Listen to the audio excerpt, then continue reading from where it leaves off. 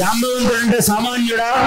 త్రివిక్రమావతారం ఇందాక అనుకున్నాం కదా, మన భారతీయ అంతరిక్ష పరిశోధన కేంద్రము అలా త్రివిక్రమావతారముగా వెలగాలి అని మొట్టమొదటిలోనే చెప్పాను.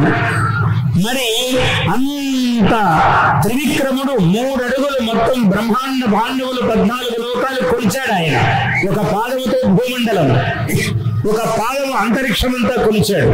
3వ పాదం ఎక్కడా అన్నాడు. ఆయన పాపం మాట ఇచ్చినందుకు బలి చక్రవర్తి నా తల మీద పెట్టమన్నాడు. మాట పోవద్దు కదా అని అలా 3 అడుగులుగా, అంటే ఎంత పెరగాలి ఆయన? సూర్యుడు ఈ వామనుడు త్రివిక్రముడైతే ఆయన ఎర్రని పాదపీఠములాగా అయ్యాడట. పాదాల కిందికొచ్చాడు సూర్యుడు. అంటే ఈయన ఎక్కడికి పెరిగి ఉండాలి? చూసారా, అంత పెరిగాడు. అటువంటి పెరిగిన త్రివిక్రమ అవతారానికి 3 సార్లు ప్రదక్షిణం చేశాడు జాంబవంతుడు. ఒక్కసారి తిరగటము కాదు, ఎవరి వల్ల కాదు, 3 పర్యాయాలు ప్రదక్షిణం చేశాడు జాంబవంతుడు.